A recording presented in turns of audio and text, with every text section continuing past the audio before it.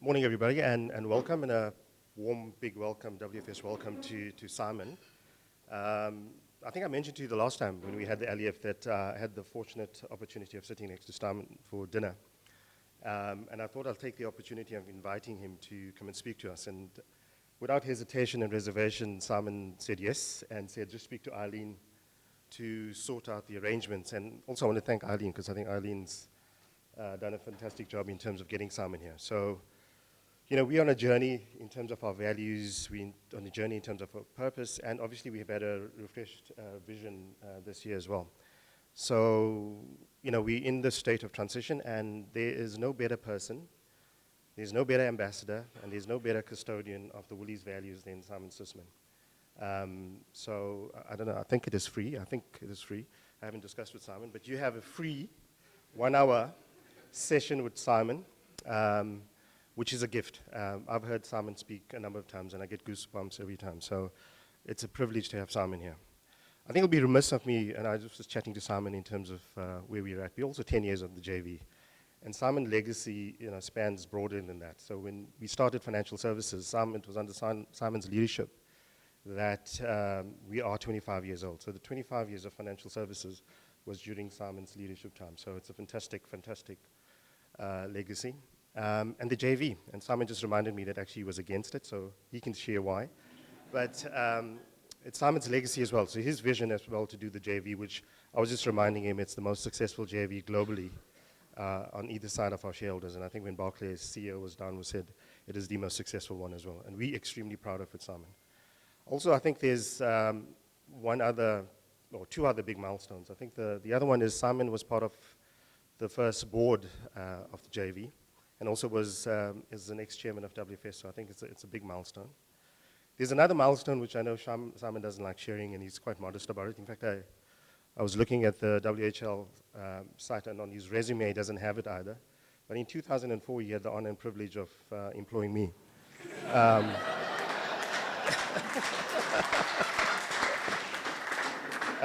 And the modest Simon obviously doesn't like me to speak very often of it, but ladies and gentlemen, we welcome Simon Sussman.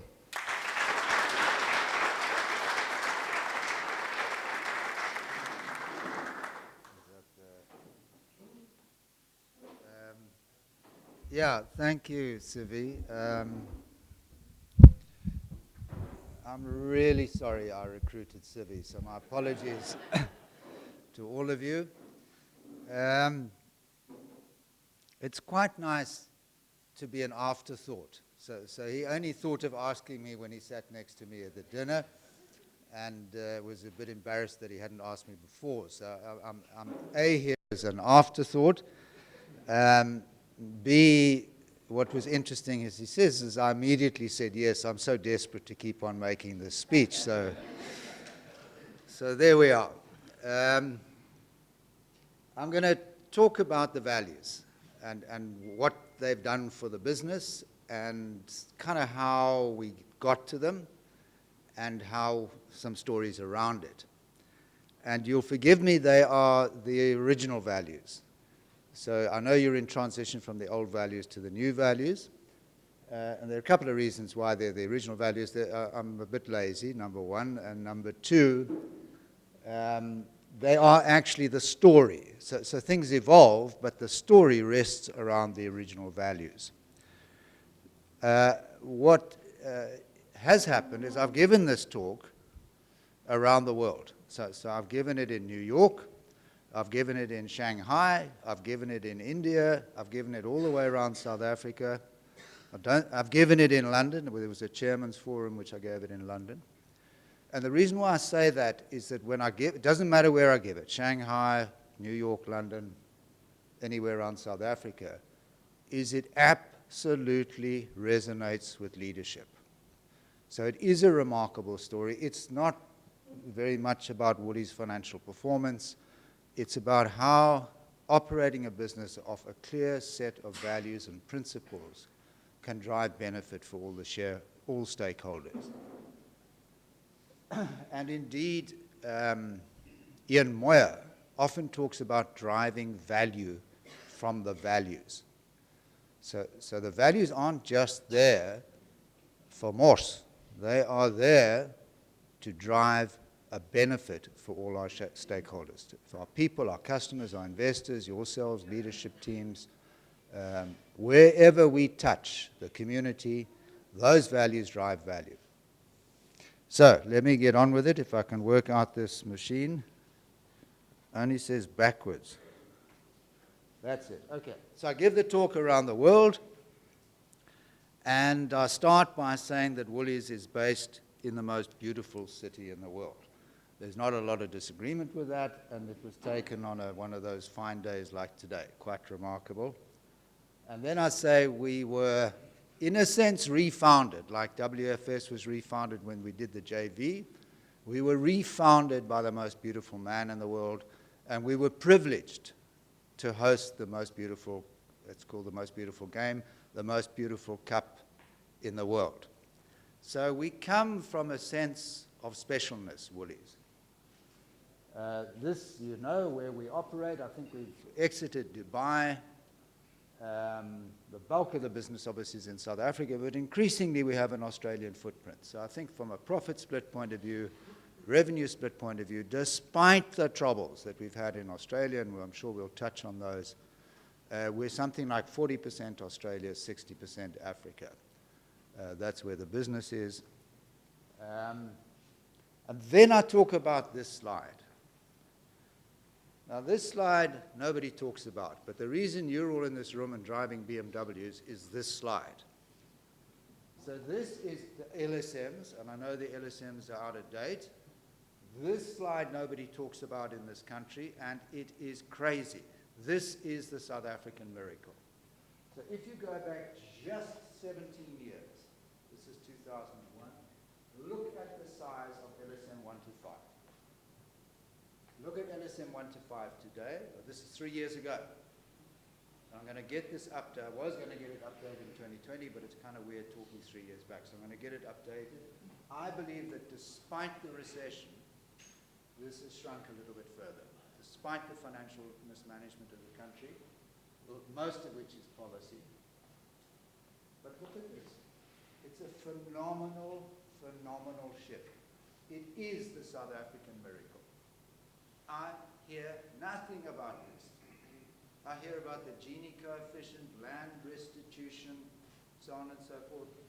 This is a miracle. There's been a material change in the lifestyle of much of the poorest of the poor. Helped by grants, helped by the informal economy, no doubt. Social grants are a big issue, big benefit for the country. And it helps our business. Because the very people who want to move into middle-class behaviors need credit to survive, need credit to make an impact in there, whether it's a small credit or a big credit. The economy runs on that. So this is a miracle. I hear not one politician talking about it. Not one. Is this thing even working? It makes me look more professional, but I'm not sure. It's got no fire.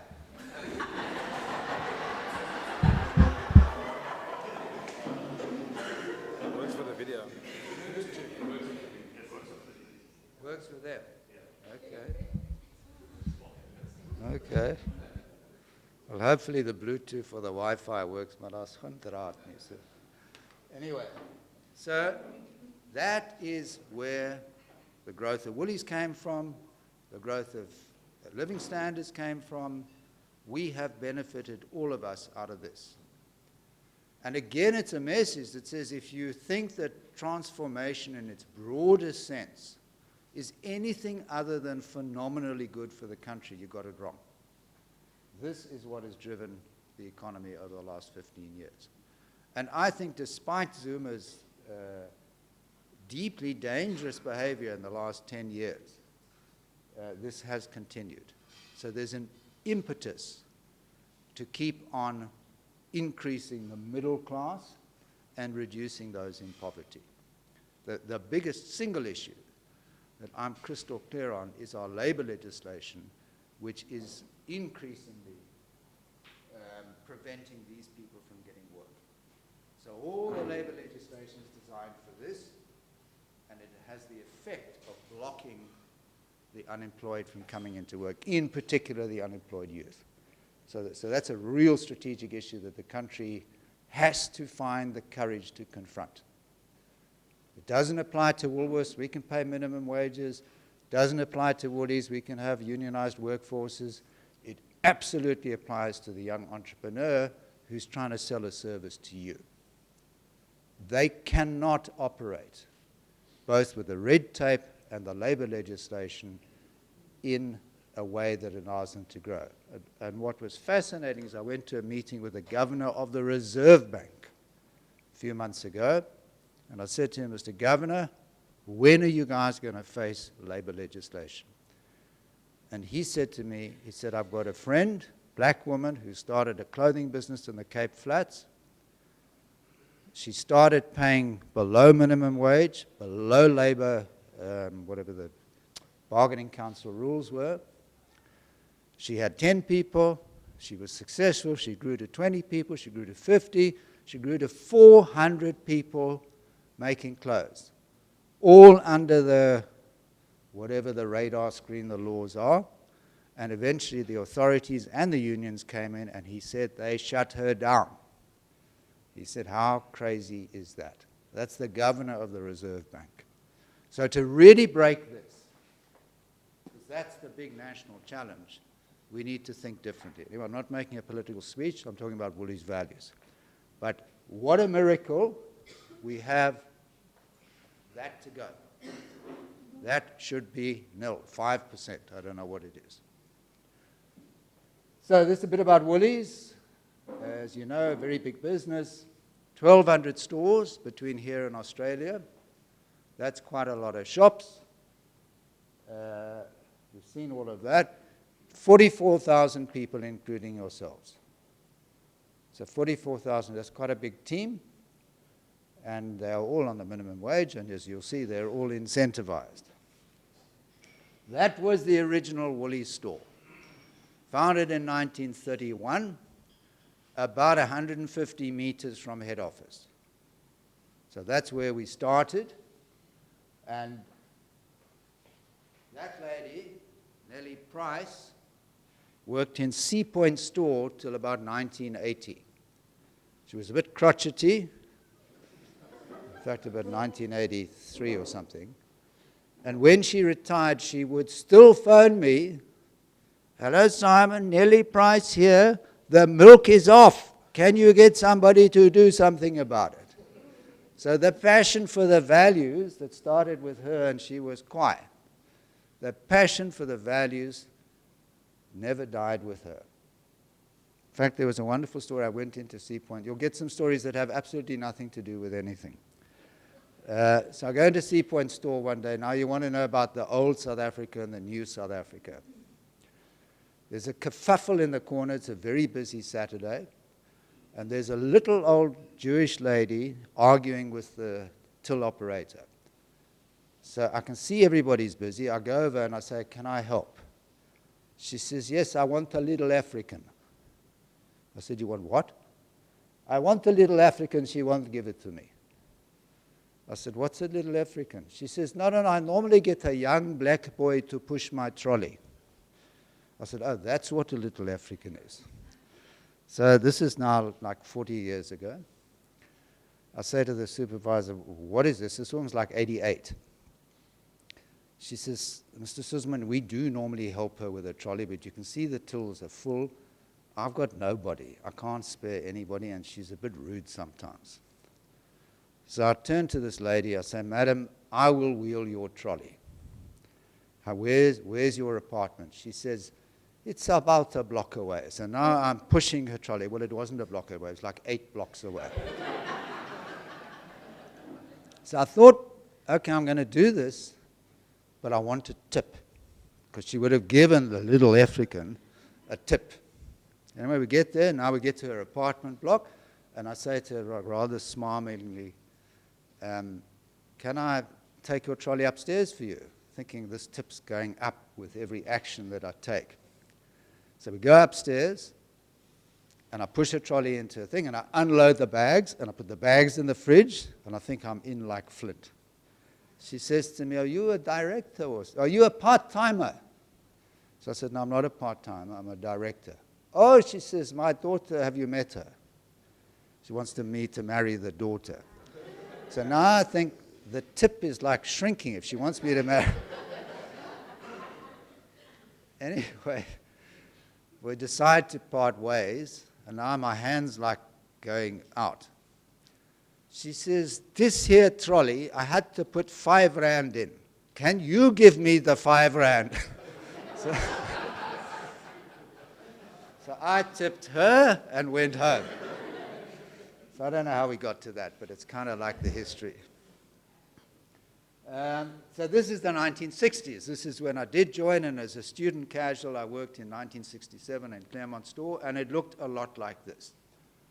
And you'll see that in the 60s, we were selling branded foods. Prima, sliced meats, Raadsal, coffee, and there was, in the grocery aisles, were lots of brands, lots of brands. So what happened to the business in the 60s is that Checkers and Pick n Pay came along and started to cheat. So how did they cheat? They offered the customers lower prices and better parking, which was really dastardly. And what's interesting is it knocked this business sideways. So this was about 40% of revenue, and we just had not moved with the times, hadn't moved with the times.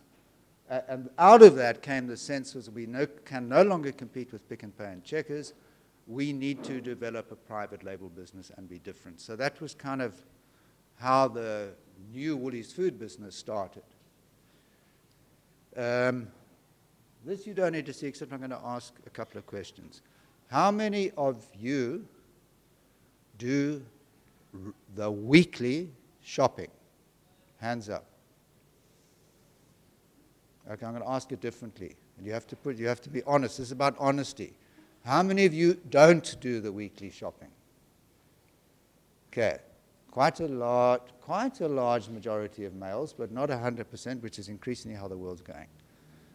So I have a message for you guys. Do the shopping. I'm the chairman. I do the shopping. Why do I do the shopping? Because then I know what's happening. First of all, it's fun, but then I know what's happening. I know whether my card's going to go through. I have an old card. It goes through half the time. So how many other customers have got an old card? I use a Woolies card, not a credit card. How many other customers have got a old card? How frustrated are they, et cetera, et cetera. It's a micro that you learn. You learn that I was in Constantia the other day. They're rebuilding. It's a mess. There's no message to the customers that says, we've got a beautiful new store coming for you. 1,000 other things you will learn doing the shopping. And you have to kind of consciously do the shopping. So for those of you who don't do the shopping, do the shopping. It's fun. And you will learn. And you will learn. So this is us today. I see there's nobody doing the shopping there, but let's hope that that's not the future. JT1, most beautiful store in the world. So when we opened Waterstone, who's been to Waterstone? Most of you. Those who haven't been to Waterstone, go to Waterstone. So we opened Waterstone Foods about 6 years ago, I think. So I'm off. We opened about this time of the year. Holidays, I went up to Plet, and I'm standing in Plet somewhere, and the phone goes. Hello, Simon. It's Whitey Basson. So I said, Whitey, hello, Khanat. I am standing in the most beautiful store in the world. Except for Whitey, ek weet waar staan jy? He says, how did you know? I said, it is the most beautiful store in the world. So from Whitey Basson, he says this Waterstone is the most beautiful store in the world. So what we should be doing is creating magic experiences like this in every touch point that we have with our customers. So somehow our card interaction with our customers has to echo this. Our entrance into Cavendish, or our entrance into Sandton, or our entrance into a little tiny store along the road in Durbanville has to enter with that same sense of magic. So that's Country Road. David Jones, any of you been out to Australia to look at the business? One, anybody else? A couple here? So this is the oldest departmental store chain in the world, bar the Hudson's Bay Company in Canada. So the Hudson's Bay Company was founded in 16-something or other as a fur trapping business and still has now a chain of departmental stores. The second oldest chain, David Jones. Why did Woolies buy David Jones? Because the role that David Jones plays in Australian society is the same role that Woolies plays in South African society. Did we pay too much? Were we naive about how fast we could turn it around and fix it? Yes. There's something called deal fever. It's like when you see that beautiful house with a stunning view and you cannot not buy it and you pay too much, but you regret that for about 6 months, and for the rest of the next 10 years you're in the house, you can't remember what you paid. Not quite the same with these ones.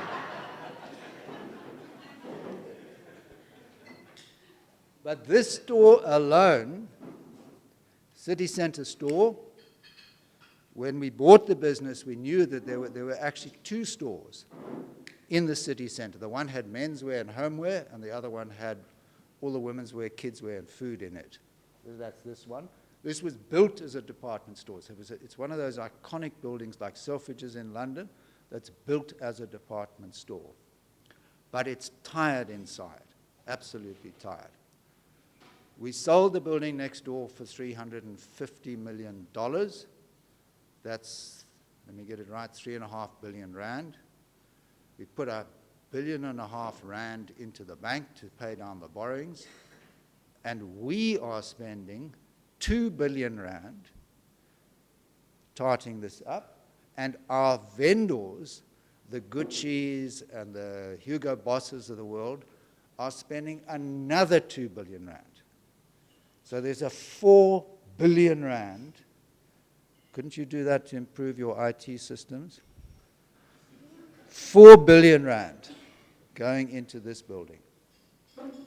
But when I look at Selfridges, and I look at Harrods, and I look at the flagship department stores around the world, that is what they do. So Ian has had to have the courage to say, I know times are tough.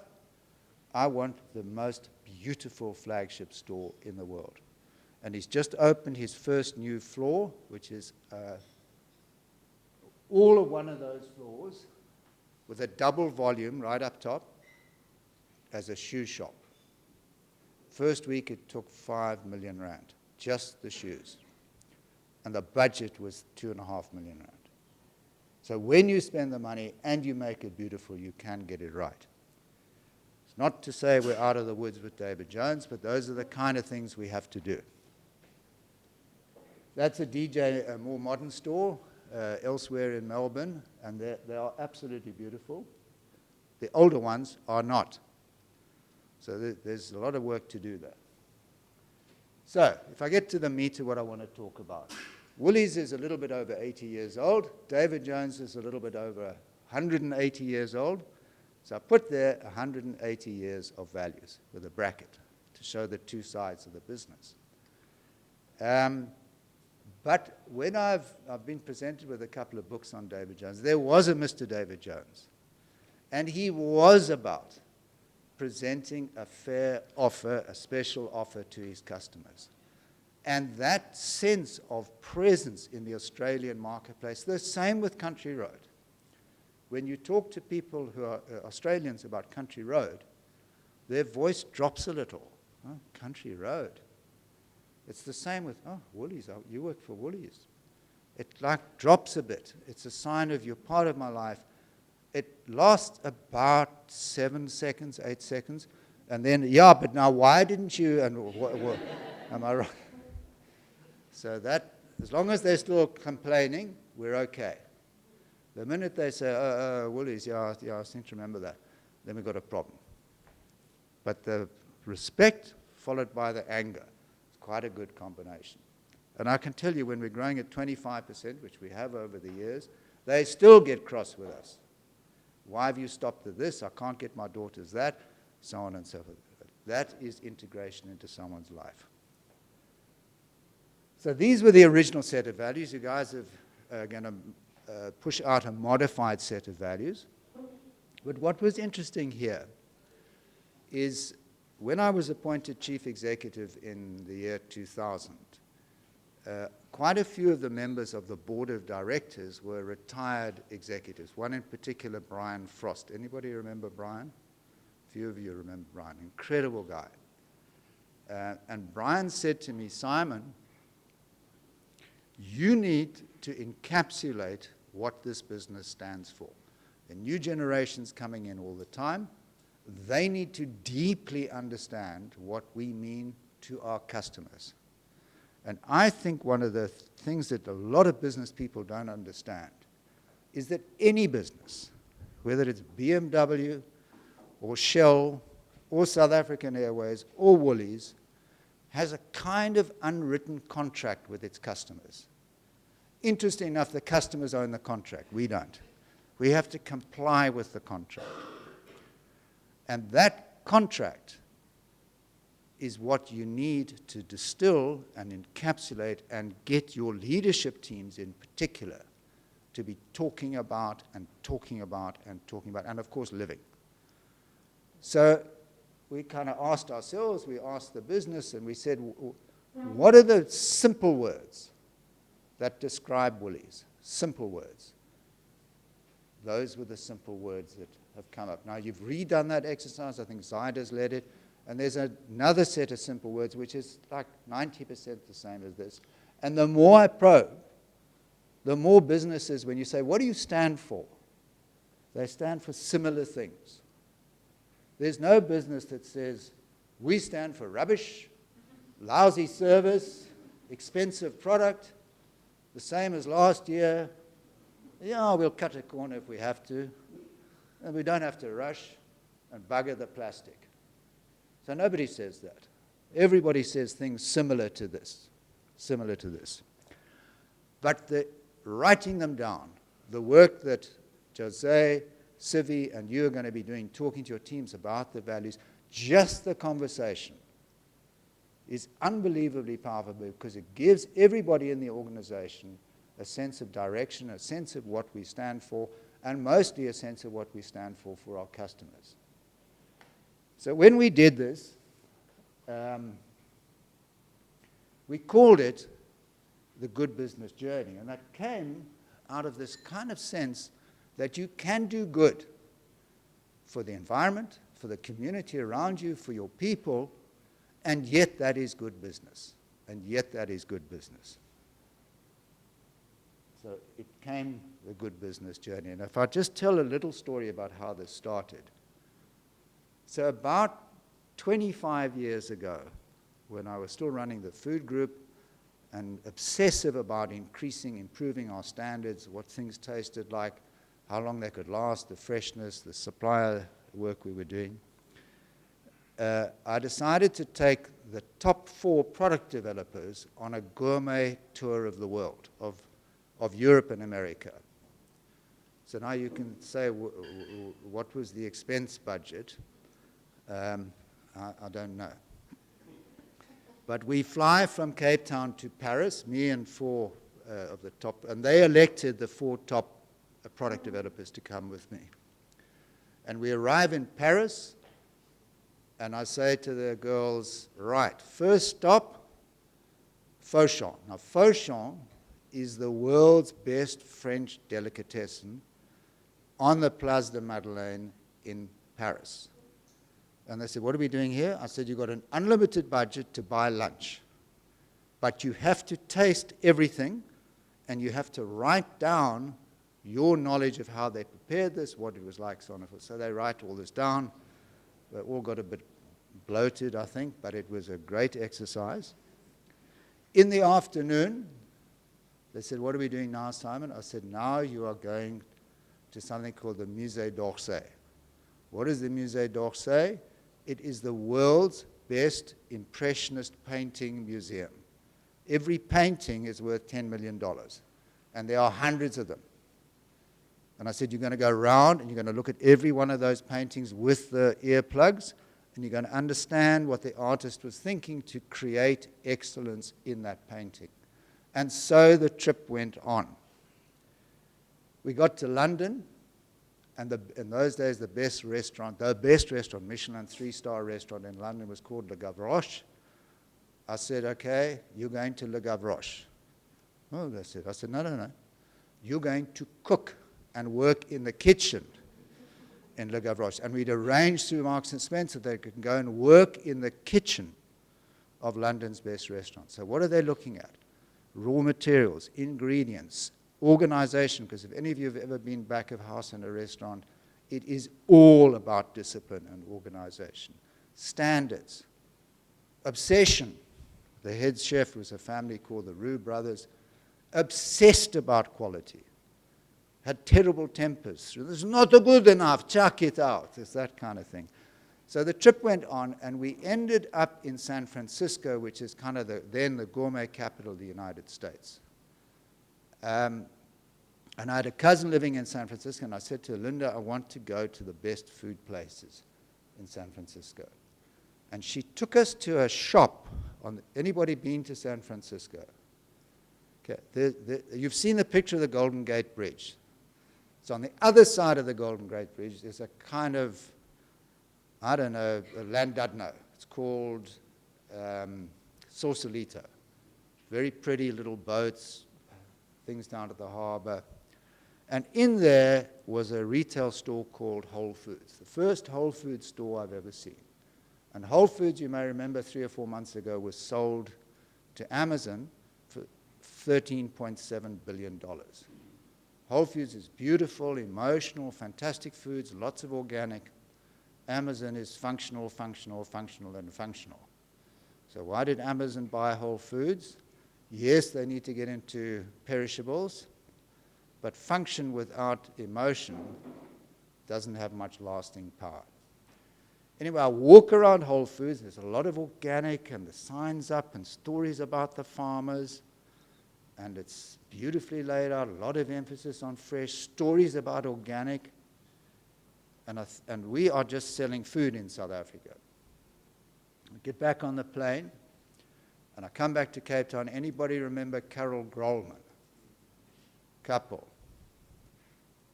Carol was the marketing director of Woolies, came from Edgar's, and Carol was terrifying. The only way I can put Carol, terrifying. She frightened everybody. I think she frightened herself, but she was terrifying. I said, Carol, I need an hour. I'm busy, can't you see? I said, no, this is important. I need an hour. She said, okay, tomorrow morning. I said, no. I need an hour in San Francisco. So I persuade her to fly to San Francisco. And we go back to the store. This is 1988, something like that. I said, Carol, talk to me about this store. And for the first time, Carol went quiet and calm. As she walked around the store, she came to me, she said, Simon, this is what we have to do. I said, I know, I just don't know how to do it. And the two of us worked up a plan that came to the good food journey. So it was taking fat out of products, taking sugar out of products, taking pesticides out of products, pushing in organic ranges. And the thing that she understood was that the customers were ready for that. So they come back to this contract with your customers. It's not necessarily a backward-looking contract. Sometimes you do. You present them with products that they didn't know they needed. What the hell did Steve Jobs do for us? He gave us stuff, magic stuff that we didn't know we needed, that changed our lives. But it has to fit that contract. So that's where the good food journey started. Then we brought in the values that I talked about, and that led us to the good business journey that you've heard us talk so much about. So in the beginning, we just said there are 4. We need to segment this. We need to do it properly. What does the good business journey mean? If you have a set of values, what does it drive you to do differently? So first, we said we need to transform. We need to transform the organization. We need to think differently about being a South African citizen, being part of the nation, being part of the change. Then social development. What do we do in our communities? And we need to do a lot more in our communities. And then the environment and climate. So those were the first categories we started to work on, and we started to set targets, goals, and things like that. And then this is just now a list of stories of stuff that we've done over the years. So you know about most of our top leadership in South Africa is now black. From Sivi, Reza, Zaida, Sam. There's not a business, forget not a retailer. I see there's a whole lot of nonsense about Truist in the press now. Retail is behind the curve. Woolies is so far ahead of most of the rest of industry in South Africa. You can't believe. And it came from promoting caliber people from within. So very powerful. The rest you all know. Maybe this is not talked about.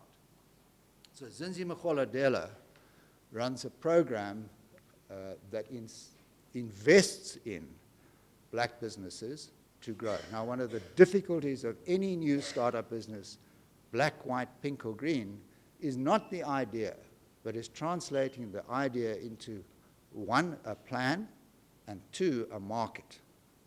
So we can provide the market. What Zinzi's team does is help with the plan. And we've got this 70, it depends, it varies up and down, million rand fund to invest in black suppliers. It's working. Social development. I never know who knows the figure, but the waste that we give away every week, every day in the stores is an annual figure of 500 million rand. So when you think there's a little bit of waste left over at the end of the day, it's 500, $500 million rand of Woolies quality food goes to churches, to schools, to community projects around the corner from the store. It's a phenomenal figure. Even my school, which you guys are intimately involved, there's something, I think it's 70 million rand a year, goes to my school. So my school is a fascinating program because my school, the marketing manager of my school is the school principal. She calls in the parents and says, have you got a Woolies card? She gets the benefit. The customer thinks the customer is giving. Who's giving? The company is giving. Do we put it back in the margin? Yes, of course we do. What do we get out of it? The data. And data increasingly is going to be driving businesses. But don't think for 1 second that data is going to work without experience and instinct. Don't think for 1 second that instinct is going to work without data. But you need both, increasingly in this modern world. I think you know most of that. EduPlant, which is where we go to the schools and teach them how to grow organic veggies in the schoolyard. A couple of the schools are supplying the local Spar, so we're not sure whether that's competitively appropriate or not, but it's doing something for the school. All the bags, black female-owned business. I call these the Richard Butt bags, but those bags that you should take in the store are made by a black woman-owned business. So now I'm going to talk to you just another little story about values. So I go into Plet's store about 6 years ago, and I'm fully retired, and I figure I can get into this store. It's in the middle of nowhere. Nobody knows me. So I do my shopping, and I get to the end of the trolley queue, and I pay. Excuse me. And the lady behind the till says, are you taking a plastic bag? Not would you like a bag, are you taking a plastic bag? So I said, yes, please. She says, are you sure? So now I'm kind of slightly irritated, so I said, yes. She says, are you really sure? Sure. I said, yes, I'm really sure. She says, really? She says, of all people, you're taking a plastic bag. Who owns the values? The chairman of the company or the 6 months trained, because she'd been in the business for 6 months, till operator. I took 3 reusable bags, which I still forget in the car. Anybody forget their reusable bags in the car? Yes, okay, we will do that. These are the reusable bags. This is moving production back on shore. It's all part of doing something for the community. There's been a big shift of moving production back on shore. Big shift. So let's then go into some of the stuff we've done from the environment. And you will see, some of you have heard all these stories. We've got policies for dogs. We've got policies for frogs. We've got policies for wild badgers. We've got policies for cows. The cows around the corner here sleep on blankets. It's true. I said, this is a rubbish story. No, Simon. It keeps the udders clean and the milk is better. If you go to Franschhoek and you look at the Rhodes fruit farm cows, they are on rubber blankets, but they're on blankets. And we've got policies for fish. So what policies do I want to talk about? First one is a lot of the lambs in South Africa are free range. A lot of the lambs are free range. And there's a constant battle between the farming community and the caracal and the leopard and other predators that come and attack the lambs. So what the natural reaction of the farming community over hundreds of years has been to kill, shoot, maim. And we don't think that fits with the Woolies' values. And we've been working with farmers to change the process, deeply ingrained. But one of the answers has been these dogs. One of the answers. This is called an Anatolian sheepdog. It's a 5,000-year-old Turkish breed of dog. They're big. I've got 2 on my farm. They are wonderful, but doff. But what they do is they are taken as puppies and put into the flock of sheep. So they're not given mirrors, so they actually think they're a sheep. Not only do they think they're a sheep, they think they're a big sheep, because they're actually a lot bigger than the sheep. So when they sense that there's a predator nearby, a caracal or a leopard or something, all they do is stand up and say, look at me, I'm the biggest sheep here and I'm going to eat you. And it works. So you have a completely different process and you push the predators back to their natural prey. And what's interesting, some of the farmers where this has worked are saying to us, there are less predators because when you kill the predator or maim it, others come into the territory. So on this basis, the territorial things are still intact, but there is no cruelty. And there are lots of stories around no cruelty in these Woolies journeys. So that's worked not everywhere, but we're getting it to work more and more. This fellow is called a ratel, honey badger.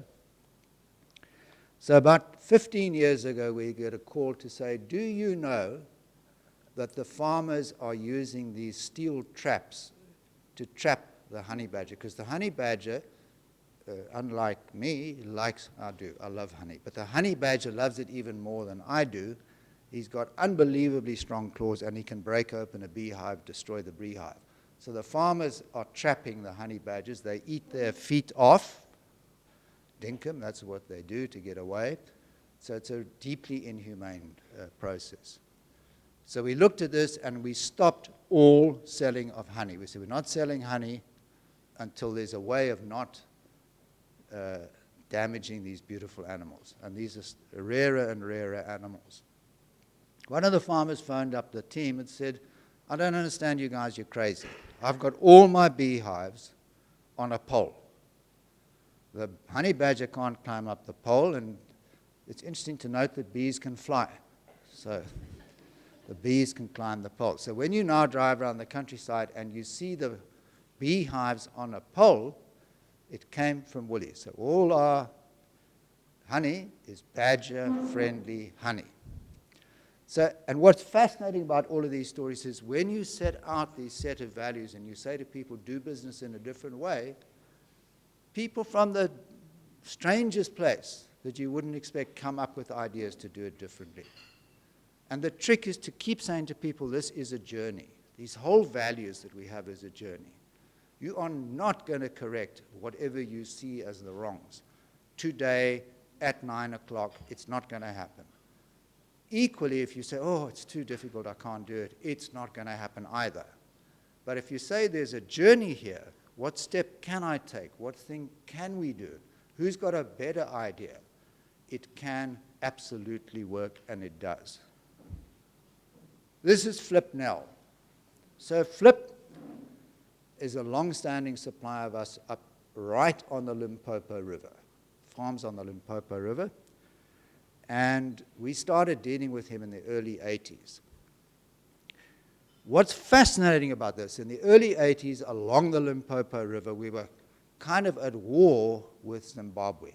So a lot of the exiles from South Africa had gone across to Zimbabwe, and there was a lot of, obviously called terrorism in those days, rockets coming across from the Zimbabwe border. We were buying from Flip, and we were buying from a guy next door, farm next door. The farm next door had untold quality problems. Flip, who I'd never met, who's an Afrikaans predikant, a priest in his local church, no quality problems. So off I go with Morris Breslin and the team. We drive up to Limpopo. And those days you had to drive with a mine-proof vehicle because they were mining the roads. There was all sorts of things. You know, we get to the neighboring farm, and I know it's going to be a difficult meeting because the quality is problematical. We drive up the farm drive. The first thing I see is 4 or 5 giant python skins strung out to dry. Now, I know the python is a threatened species, and I'm cross. So it's the first thing. So we've got a quality problem with this guy, and now he's killing beautiful animals to sell, and they're threatened. Get to his house, he says, welcome, we need to have a serious discussion about the quality issues. I think you guys are misunderstanding what's going on. So he takes us into the fields, and I can see that they're not this weeds and there's stuff like this. So I'm now getting like more and more temperature in my own body. We get to the pack house, and one of his farm laborers, a black lady, is feeding her baby in the pack house. And he just explodes. All in Afrikaans, can't you see that these are the bosses? This is Woolworth, get the F out of my pack house. How dare you do this with your baby, etc. So I say to him, his name was Fisher. Mr. Fisher, go back to your house. He says, okay, so we go back to his house. I said, Mr. Fisher, your account is closed. He says, you can't do that. I said, no, I've just done it. I said, you can supply us with goods, we're just not going to pay you. He says, but that's grossly unfair. I said, no, it's not. And I went through all of these things. You've had quality problems, you're horrific with your staff, your lands are not good, you kill wild animals for no reason, not dealing with you. So he was fuming. We drive next door 3 or 4 Ks away, and I meet for the first time Flip Nel.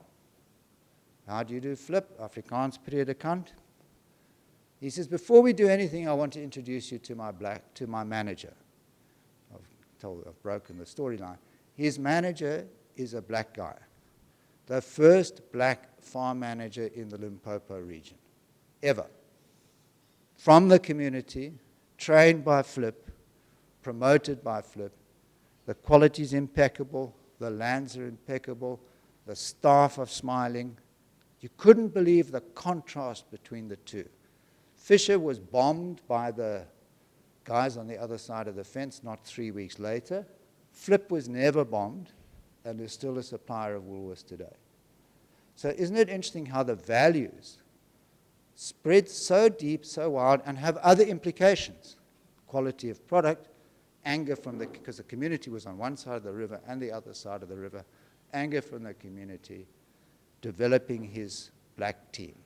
Still a supplier of us today. So that's half the story. Farming for the future is the second half. So Flip and a number of the guys up there were finding that the more intensively they farmed, the more they were having to put more fertilizer into the land. They were getting more insect invasions. They were getting weaker plants, so on and so forth. And then because they kept meeting, and they said, but how come every time we go into virgin land, where they take the bush, plow the bush up, and plant for veggies, they were getting fantastic crops. And they did not like taking virgin bush, because it's kind of, they wanted to preserve that. And they said, why don't we just try composting? So our high-tech farmers around the country, it's now something like 95% of our farmers, are putting compost, very scientifically developed compost, back into the fields when they plant the vegetables. The plants are stronger, the water requirement is less, there's less insects, the yields are higher. And they said we've kind of been sold a pup by the chemical industry, and this is not an anti-chemical industry thing, over 50 years since the war, but our grandfathers always farmed with putting humus back into the land. And if those of you who've got a garden, what do? You put a mulch on the flower bed. So all the Woolies veggies now are done in this farming for the future the way. We've made it much more scientific, much more sophisticated. They measure water usage, they measure insecticide usage.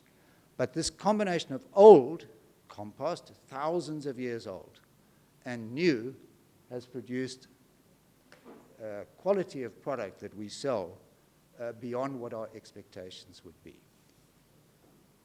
Then sometimes we get it wrong. These were all recycled rubber, recycled PET, recycled something else. Beautiful little shoes, too expensive, didn't sell. So sometimes you've got to do things because they're the right thing to do. The trick is to recognize that they didn't sell and walk away. It doesn't mean don't push yourself. It doesn't mean don't go over the boundary sometimes. And I thought that's what, and I put that up for that reason.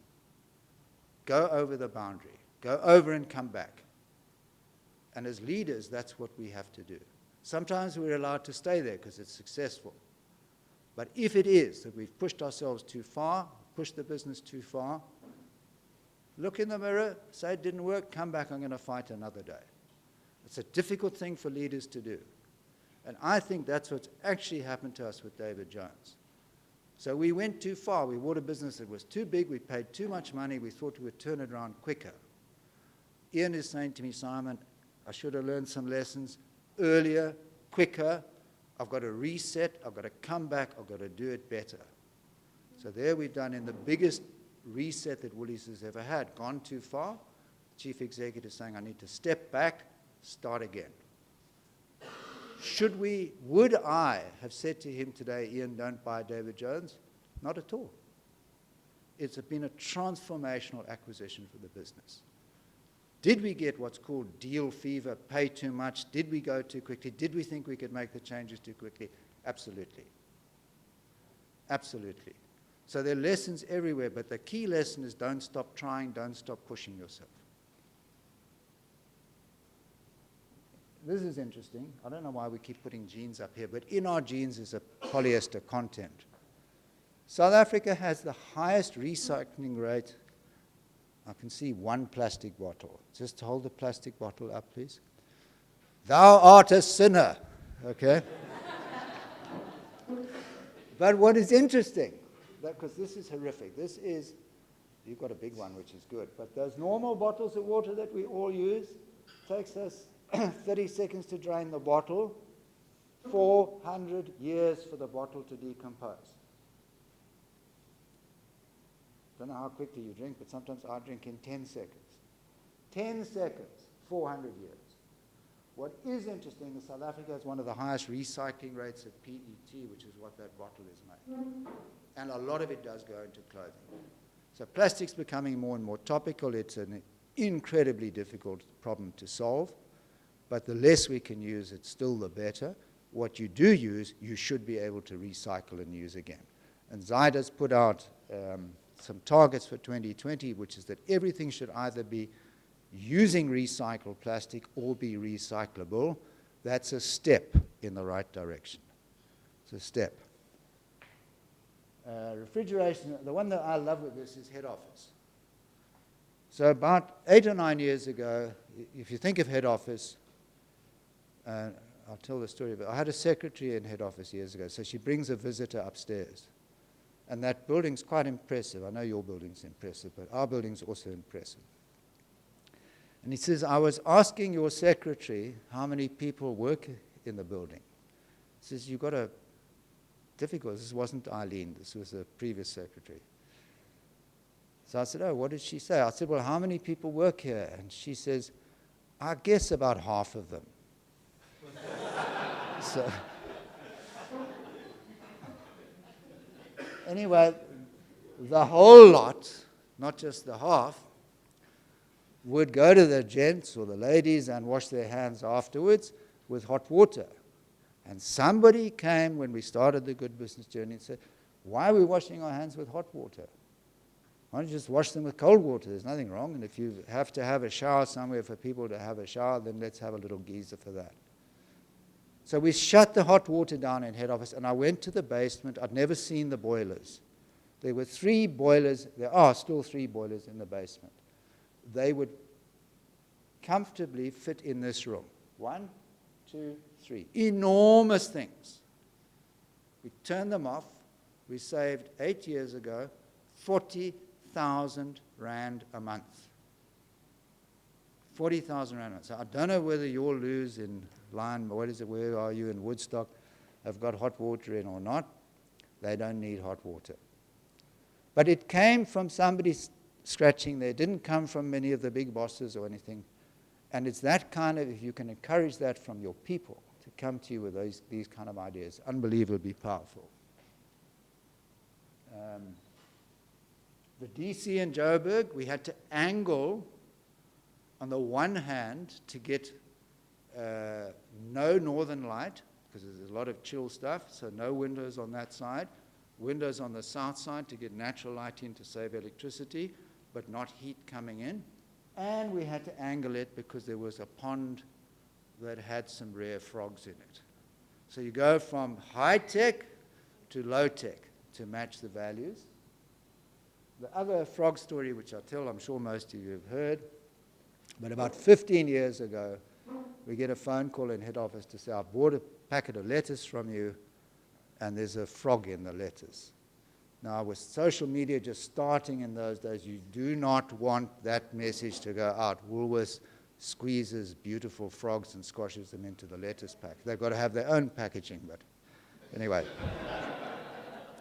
So there was kind of a flurry of discussion in head office, and somebody phoned this customer back and said, we're terribly sorry, ma'am, we really apologize.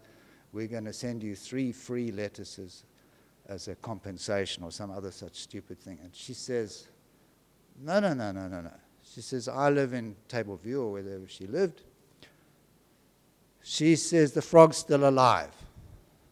Where did the lettuce come from? Don't know, ma'am, we'll phone you back. So she gives us the details on the label. They go around. The lettuce was grown in Mpumalanga. Phone her back and they say, ma'am, the lettuce was from Mpumalanga. She says, good, come and collect it. Take the frog back to Mpumalanga.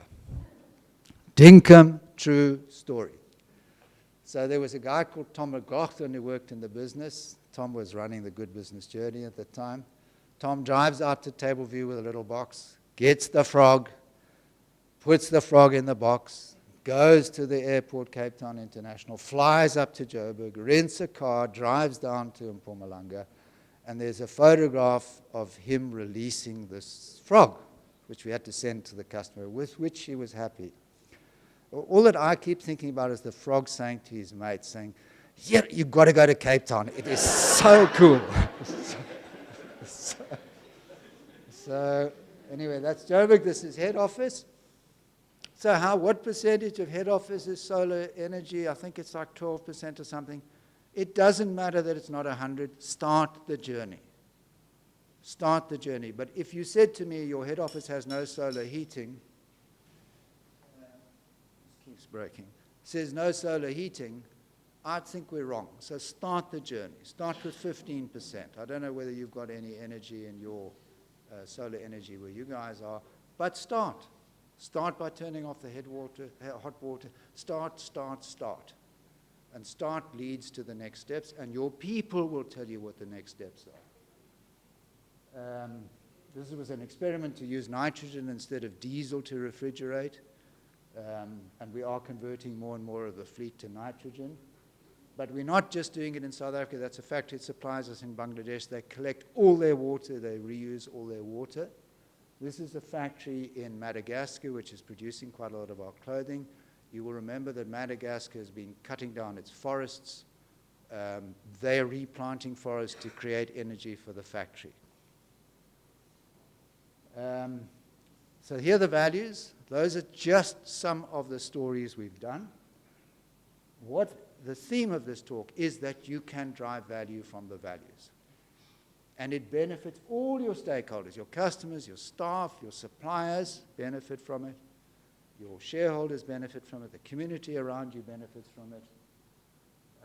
Increasingly, our customers are black. I think that's now outdated. The vast majority of our customers are black and want the same things as every other customer does. A message for you as well, particularly in your world, because you guys are on deep into digital. You're deep into data. You're deep into service, instant gratification. The thing about a fashion business, and I think it applies to every business in the world, is best you as a leadership team make that business feel 1 year younger every year. And why do I say that? Because try as you might, you are getting 1 year older every year.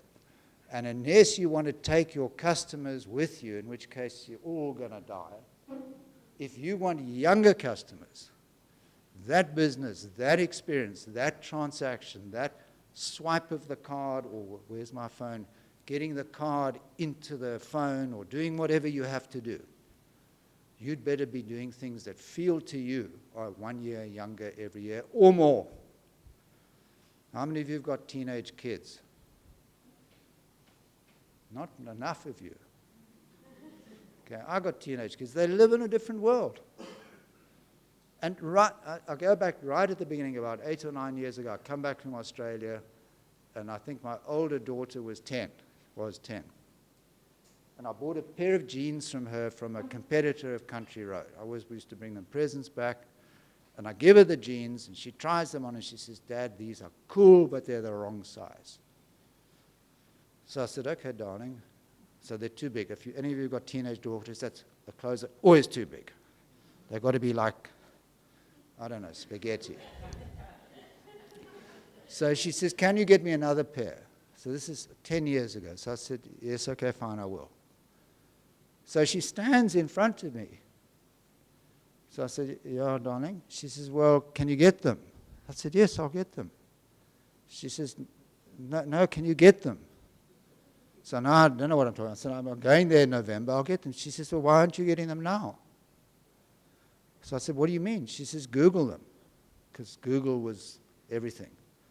So I twigged then. Her expectation is get them now. So I thought, okay, fine. So I stand in front of her, I open my phone, or whatever it was in those days, was the first iPhone, go in, find Jeans West, because that's what it was, order it, and my older daughter is living and working for Country Road, send it to Country Road for her as a present. And I think I'm like the cleverest thing on earth. And Josephine, 10 years old, says, "Cool, thanks, Dad." That was her expectation, that I would get 10 years ago the jeans delivered to, she didn't think about the Sophie thing, my other daughter, but that's the world that generation lives in. Make your business at least 1 year younger every year. And I see so many businesses who aren't understanding the shift that this millennial generation is bringing to us. Get there, and particularly if you are in the world of the ether, of the internet, of online, which you guys strongly are.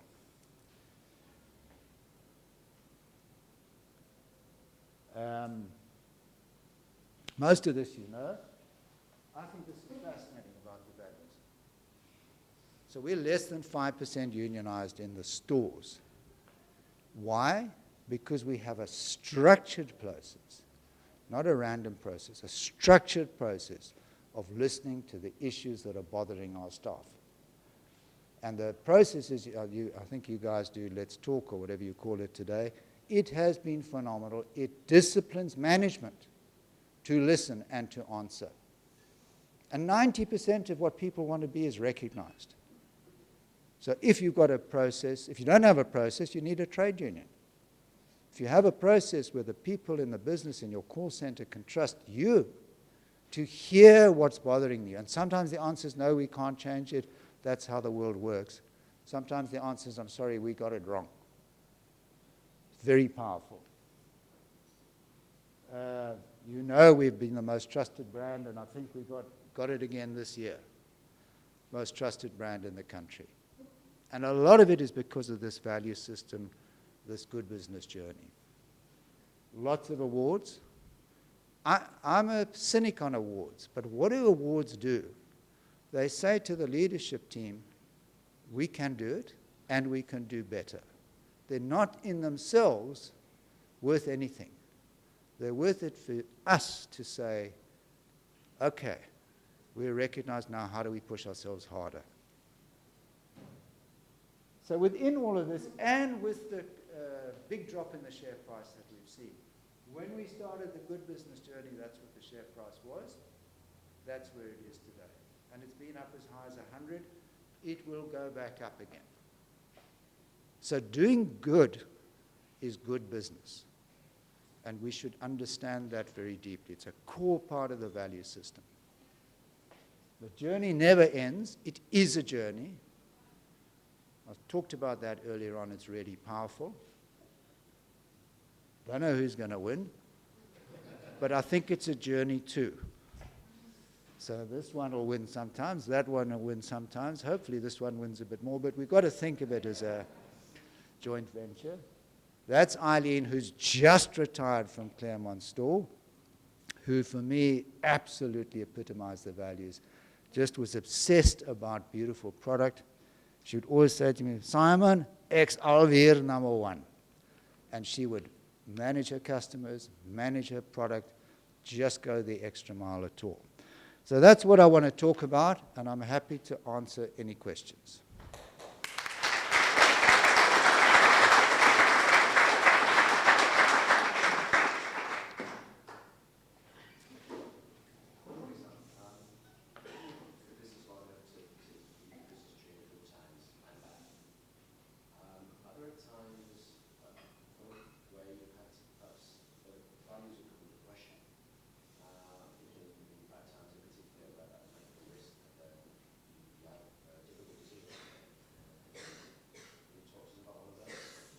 Yeah.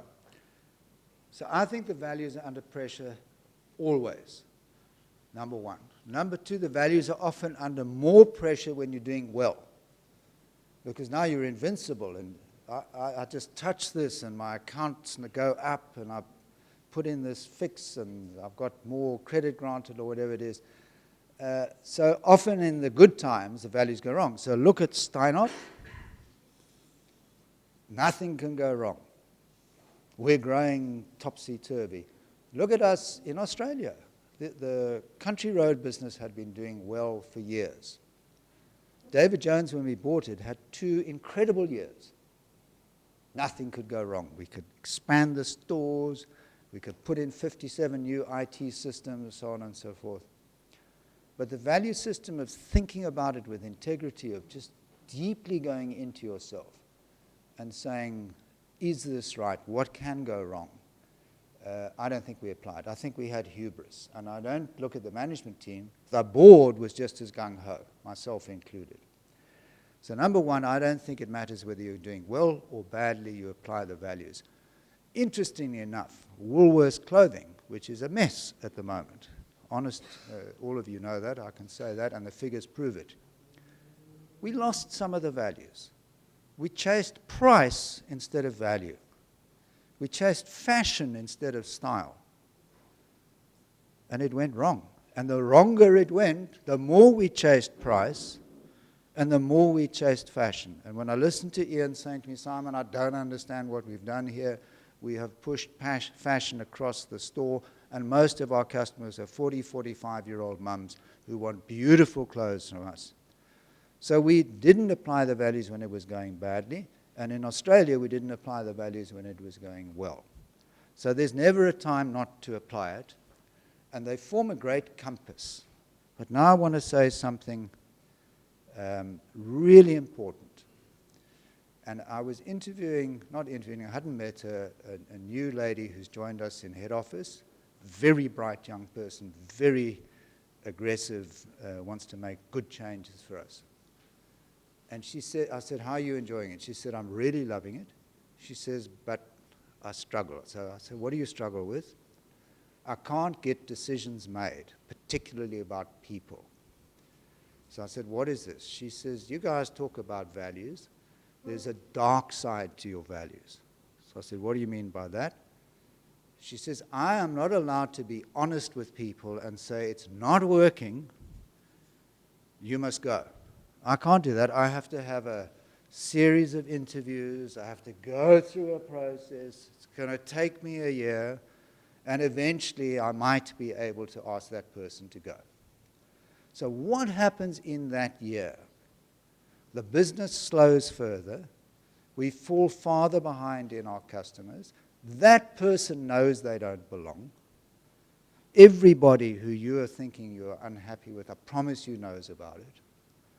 So she or he is unhappy. The business suffers.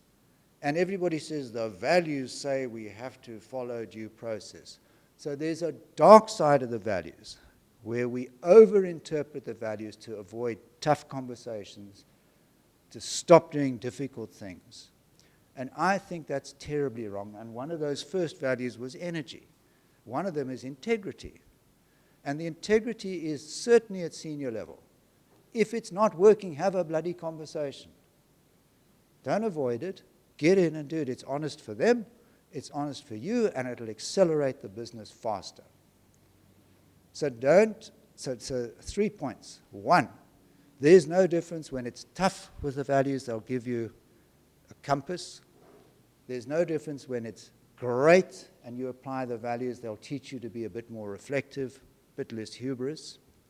And don't ever let the dark side of the values abuse themselves to stop taking tough decisions, particularly with honesty with people. Particularly. And it's a real lesson for leadership here. And you will get pushback. I was interviewing somebody, who was it? Can't remember the story. Anyway, the feedback from the others, I don't think they match the values. I said, just explain why. No, well, they're a bit confrontational, they're a bit difficult. I said, but we need confrontational, difficult people. That's not the values. Are they dishonest? Are they a bully? Are they, do they beat their wife? That's values. Being hard-assed, tough, straight, difficult. Now, I'll tell you one person, so I'm going to name a name. Some of you know Morris Breslin in the produce department. Anybody know Morris? Very tall guy, about that high. So in 1983, I'd been here for a year, I'd fired 3 heads of produce. 3, because they couldn't get it. I said I wanted, the first one, we were selling lettuces that they'd plucked out of the ground and put on the counter. So what did we get? Like 60% lettuce and 40% earth. And when you went round our stores, there was like mud all over the place.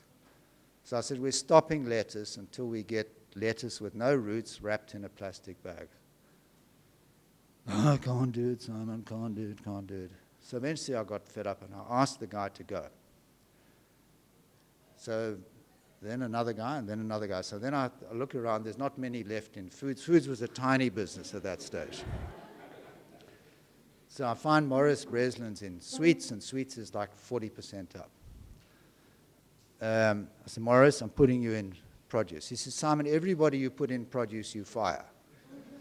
I said, no, I promise you I won't fire you. He says, okay, I'll do a deal with you. 18 months, that's it. I'll fix it, and then you let me out before you fire me. So he goes into produce. First thing he does, he finds a supplier is prepared to grow lettuce for us without roots and dirt. In like 3 weeks, he finds a supplier.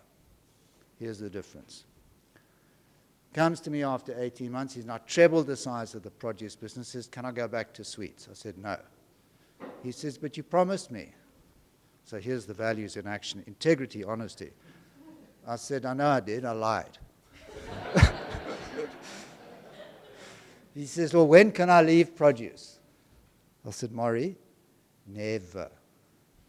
He's still running produce.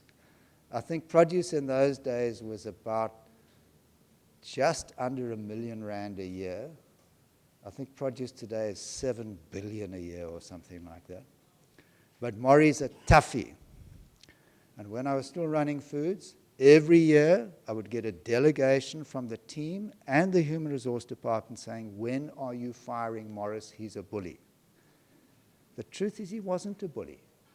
And I'd get the same delegation of what I call the workers in his department, saying to me, Simon, these bastards want to get rid of him. He screams and shouts at us, but thank goodness he does that because we know what we need to do. So defining that line is very difficult. So Murray wasn't actually a bully.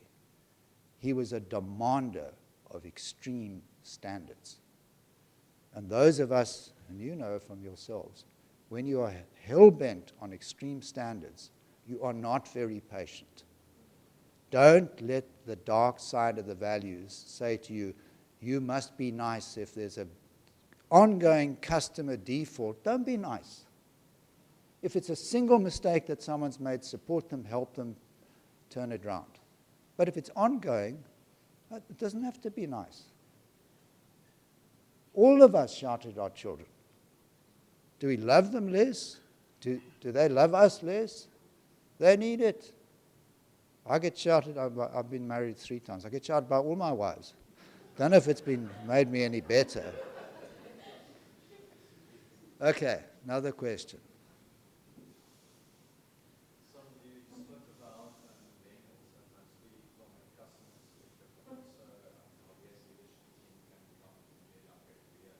I'm struggling to hear. I'm old and deaf. You spoke about millennials. Yeah. From a customer perspective, but Yeah. also how we as a leadership team can become actually younger every year. What do you think the leadership journey looks like for millennials specifically? So I think some things never change, and some things change 100%. So if you read Roman history, I have no doubt that the old guys in Roman history were saying the young guys have it easy. No doubt. And I have no doubt the young guys in Roman history said about the old guys, God, they're still living in the past, they can't change. So there's an element of humanity, which is always that the old is the old and the new is the new. What doesn't change, and if you look, I don't know why I picked Rome, but if you look at the history of Rome, there was a constant tension between democracy and autocracy. Constant tension between democracy and autocracy. And over most of Roman history, there was more democracy than autocracy.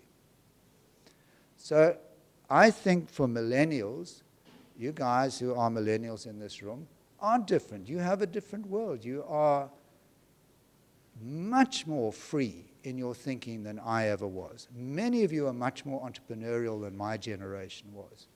You're exposed, like my daughter, that story that I told about the Just Jeans or whatever, Jeans West jeans. You can get large elements of instant gratification that we couldn't get. But what doesn't change is your contract amongst your peer groups, your friends. If you're going to gossip about your friends and say nasty things about them, they won't be your friends for long. Whether you're doing that on Instagram, on Facebook, or to their face, or behind their backs. So the social element, the human dynamic, the leadership issues don't change. You want to be a leader, have a vision, be honest with your people, bring them with you, challenge them. That doesn't change whether you're a millennial or an old fart like me. But you have a different world, and things are more open to you. And you as leaders in this group need to be taking your business down into that world or up into that world. Just don't change the deeper contract with the customer. Don't change the deeper contract with your people. Expect things of your people and give things to your customers that they didn't think they'd need. How you do it, how fast you do it, the teamwork that you operate with is going to be difficult to the hierarchical process that I was brought up with. When I worked in Marks & Spencer, I worked in Marks & Spencer in the 70s. And I was a harakat young. They didn't know what harakat was in Marks & Spencer. Anyway, I wrote a letter to the chairman saying this business is bureaucratic, nobody makes decisions. I don't know if you're familiar with that concept, and et cetera, and there are too many people in each job, and when I look up, there's so many layers. And P.S., I'm ready for promotion. So he handed it, and I happened to just coincidentally have been the grandson of his cousin. So now I'm connected, I'm this, that, and the other. So he hands this to his MD, who was a really tough cookie. And he says, this brilliant young nephew of mine has written such a constructive letter. So the MD calls me in, and he was a tough bugger. And he starts to lay into me. He says, you are so full of shit. And he lambastes me, and he says, I don't want you in my division. I'm firing you. For some reason or other, the food people will take you in. He says, I don't know why. I don't want to see you ever again. So, yes, sir. So now I'd lost all my bravado. And I go upstairs to food. I'm sent upstairs. And I put in the peanut department. And I buy peanuts for 18 months. I promise you I knew more about peanuts than the peanut farmers knew about at the end of 18 months. But I'm talking now about culture. So after 18 months, I'm kind of, what is the word? I'm back to being an acceptable, people actually say hello to me and they don't avoid me in the corridor. But now I'm on the 7th floor of Marks & Spencer, and I'm called in by HR and say, we're moving you from peanuts to sausages. Big promotion. So, but sausages is run by a man called Mr. Lusher on the 7th floor. It's all the 7th floor. You better go and meet Mr. Lusher. He's a tough cookie. He's the senior executive. He's like, I don't know, second to the angels. So I go and I walk along the corridor, all these closed doors, and there's a door there that says Mr. Lusher. Now I've been working on this floor for 18 months. I knock on the door, and I open the door, and there's Mr. Lusher. I have never seen his face before. And I'd been working on the same floor as him for 18 months. So that's the world that I worked in. There's no way that any millennial is working in a world like that. They know everybody. They know them by sight. They know them by social media. So the world changes. But the relationships don't change. And what did Lusher say to me, Simon? You're in charge of sausages. He later put me in charge of fish. He said, you go around the world and you get the best raw material you can. So what didn't change was this pursuit of excellence. What changed was the complete contrast of hierarchy to the millennial world today. So the more things change, the more they stay the same. Best we accept the right bits of stay the same, and best we accept the right bits of change. And I can show you the departmental store world in Europe, House of Fraser, which was an icon of stores. John Lewis, those who've been to the UK, an icon of retailing, is in trouble because they haven't reinvented themselves. Reinvent and hold the values. But don't let the values take you to the dark side. Okay.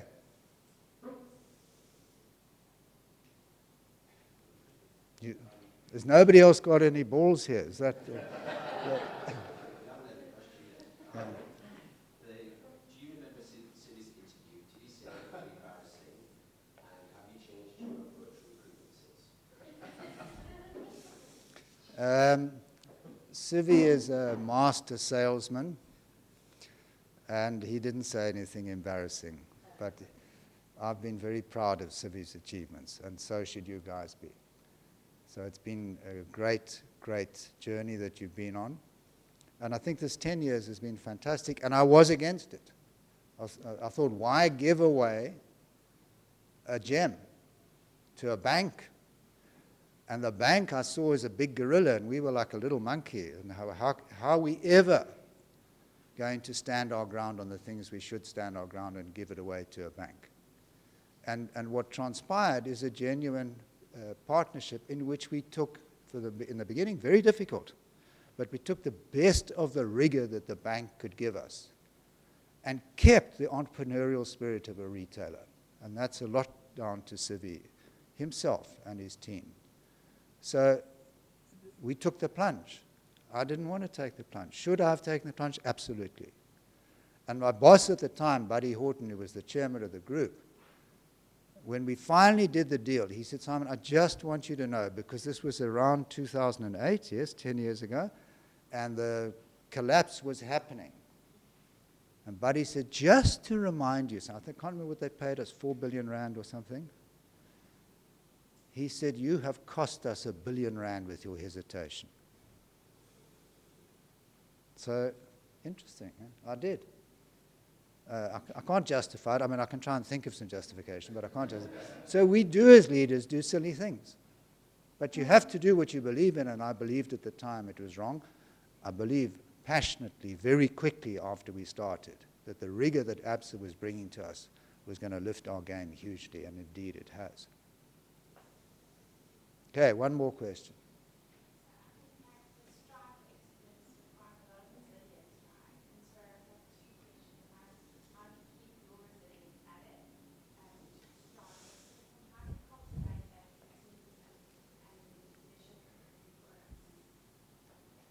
So it's very interesting. One of my, I do a lot, I'm in a privileged position now, I do a lot of unpaid NGO work. And one of the things I do is I'm chairman of the University of Stellenbosch's business school. So USB's business school. So when they approached me to take over the chairmanship, I said to them, you do understand that I have no degree. I don't have a degree. I went to UCT. I got involved with student politics. I got involved with needling the security police. Got involved with all the stuff that we did on the anti-apartheid stuff, and never went to a lecture in 2 years. Never went to a lecture. So I was booted out of the university. Now the business school approaches me. So I look at this. This is nou 'n Afrikaanse, wit, male institusie, en ek is 'n uneducated Jood wat Engels praat. So I said, what do you want an uneducated Jew that speaks English to be your chairman? So they didn't have a proper answer, but they made me the chairman. So I've been the chairman of the Stellenbosch Business School for about 5, 6 years now.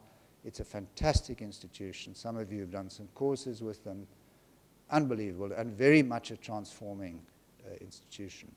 But we had our strategy day yesterday, and the director of the University of the Business School, Piet Nordia, painted his vision. The university is going through a process of a 2040 vision, which is an unbelievably transformative vision, and a 2024, a 5-year vision.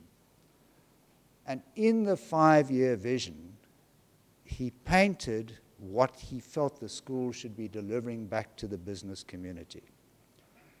And he used the word, we need to create resilient business leaders.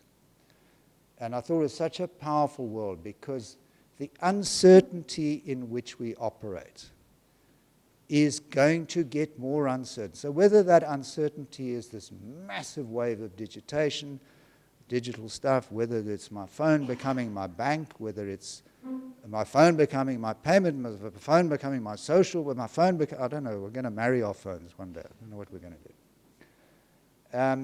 But this massive change, then you add into it Africa and the uncertainties of Africa, all this issue of state capture, all the issue of the struggle that we have to do to absolutely transform ourselves, our own thinking, our organization, all the issues of lack of support systems. I look at businesses in Europe, I look at businesses in America.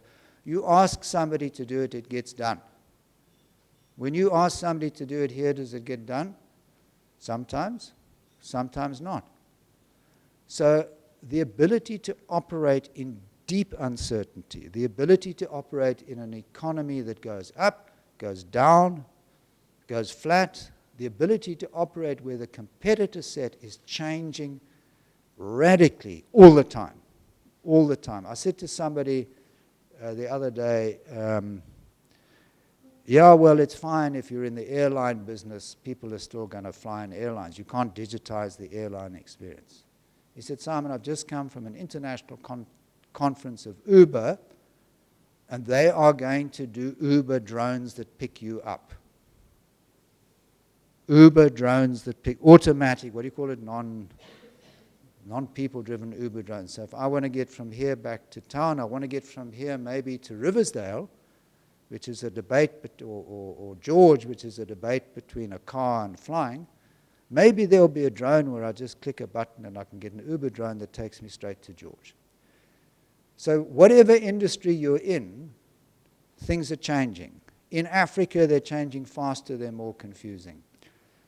We need business leaders who can cope with this kind of pressure, who can have this kind of divine mix of knowing what value system to follow, out of that developing a strategy, and yet being nimble enough to jump quickly when you need to jump.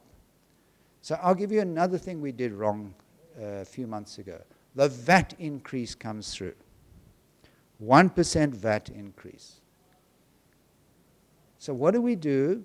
Under the guise of integrity, we put all our prices up by 1%.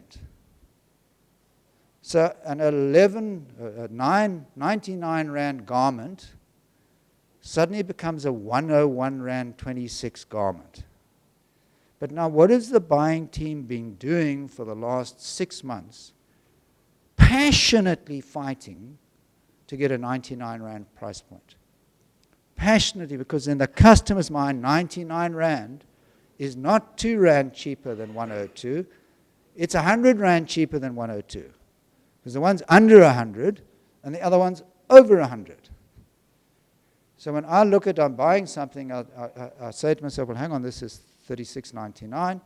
That's okay. At 37.2, well, it's a bit, 37 Rand's nearly 40 Rand. It's not quite the same. So we, in doing the right thing, did absolutely the wrong thing.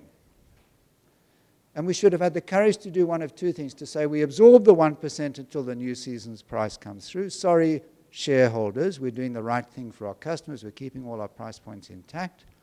Or we should have said, look, where it's 99 or 90, we're not going to touch it. If it's 37.50, maybe it can go to 39. Nobody's going to notice. But you keep your core contract with your customers, which is value for money, in place. Did it come from a point of dishonesty? Categorically not. It came from a point of absolute overweening integrity. We just got it wrong. So the resilient leader is the one who stands back and says, it's right, but it's wrong. And how do you hold your ground in that? And 1,000 other things, again, back to this issue of keeping people only of talent in your organization. I say to people sometimes, are you prepared to fire good people, to replace them with excellent people? And the fire can be nicely, it can be a wonderful way, it's self-supporting, you need different training and so on. But unless we are prepared to replace good with excellent, or make good excellent, absolutely, that's the first choice, we're wrong. And mediocrity will kill us. Mediocrity will kill us. So developing that resilience is absolutely critical in all of us. And perhaps the last thing, I made this talk 2 days ago in Johannesburg. And one of the guys in the audience was to an external audience, and one of the guys was a recruitment agent. And he said to me, what do you look for in recruiting an executive? And I said, I absolutely look for integrity. I absolutely look for industry skill, whatever it is. But I absolutely look for resilience. And I don't think in today's business world, particularly this millennial thing where everything's breaking up, and this thing about the theme doesn't change, the value system doesn't change, but the process is broken up because you can break things up. You can access anything. Being crystal clear about resilience and sense of purpose, and ability to share that and inspire others with that, you need to do it. And when it's tough, look at Ian Moyer. I don't know if any of you have ever thought what pressure Ian is under. He made a disastrous 25 billion rand acquisition of David Jones. The market told him he shouldn't have done it. His clothing business is out of control. What is Ian doing? Stands up every morning, stands in front of his people, says, guys, we got it wrong, we're going forward. You want to see resilience, go and look at Ian Moyer. This is one of the greatest leadership skills we need in an uncertain world. So sorry, I'm harping on about it, but I really think it's important. And each of you, me, 3 or 4 times in my career, each of you has been in the hole. The whole shit. Sorry. It's awful. I chair a business in Dubai at the moment.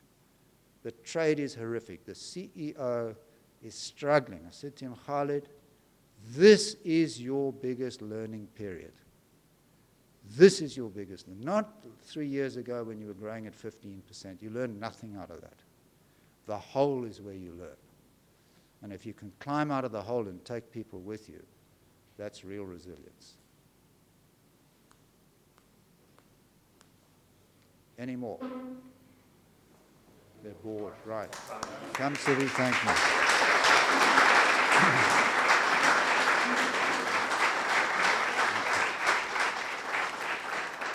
Simon, we've got a little gift as a token of appreciation. Thank you very much. Very heavy. Thank you very much. During this night, get there all the time. Simon really glad you taking time to continue. We've got a young leadership team there. They went through, really tough times. We feel the pressure. We feel the pressure in police as well. And I think it's time for everyone in this room and ourselves to step up and help and be part of that journey as well. So it is time. Thank you.